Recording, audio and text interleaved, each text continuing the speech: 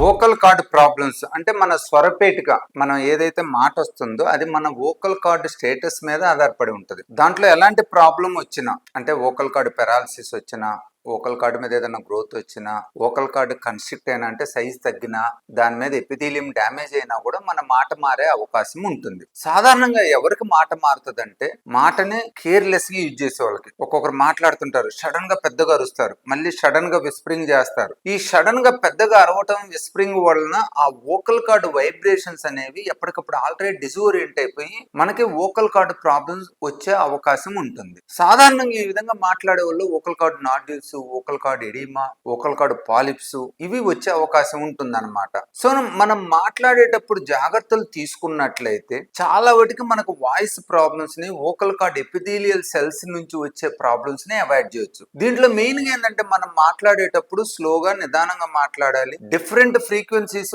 Different pitches fast గా మారకూడదు. అంటే పెద్దగా రావటం, సడన్ గా విస్పరింగ్ చేయడం, సడన్ గా డీహైడ్రేట్ అయినప్పుడు మళ్ళీ అంటాము. వీటన్నిటి వల్ల ఏమవుతుందంటే ఆ సూపర్ఫిషియల్ ఎపిథీలియల్ సెల్స్ డ్యామేజ్ అయిపోయి అక్కడ నీరు పట్టటము, మన పుండు మీద గ్రాన్యులేషన్ సెట్ వస్తే అలా వచ్చి vocal cord nodules, polyps form కావటం, అలానే అది ఎట్రోపీ కావటం జరుగుతూ ఉంటది అనమాట. దీనితో పాటు ఇట ఎక్కువ మాట్లాడే వాళ్ళు, ఎక్కువసేపు మాట్లాడే వాళ్ళు, కేర్లెస్ గా మాట్లాడే వాళ్ళు విత్ డిఫరెంట్ ఫ్రీక్వెన్సీస్ తో, స్మోకింగ్ హ్యాబిట్స్ ఉన్నా, ఆల్కహాల్ హ్యాబిట్స్ ఉన్నా, గ్యాస్ట్రిక్ రిఫ్లెక్స్ ప్రాబ్లం ఉన్నా, స్ట్రెస్ ఉన్నా కూడా వీళ్ళు ఇంకా వోకల్ కార్డ్స్ ఎక్కువగా డ్యామేజ్ అయ్యే అవకాశం ఉంటుంది. ఎస్పెషల్లీ మనం మాట్లాడేటప్పుడు కొంతమంది థ్రోట్ డ్రై అవుతా ఉంటది. ఈ థ్రోట్ డ్రై అయినప్పుడు మనం ఇంకా మాట్లాడినట్లయితే ఈ స్వరపేటిక సమస్యలు ఇంకా చాలా ఎక్కువ వస్తాయి అన్నమాట. సో మాట్లాడేటప్పుడు స్లోగా నిదానంగా, వోకల్ కార్డ్ స్ట్రెస్ లేకుండా, డీహైడ్రేట్ కాకుండా, అంటే కొద్ది నీళ్లు ఎక్కువ సార్లు తాగుతాం మనం మాట్లాడినట్టయితే మనకు వోకల్ కార్డ్ సమస్యలు వచ్చే అవకాశం తగ్గుతుంది. మీకు ఎవరికైనా కూడా మాట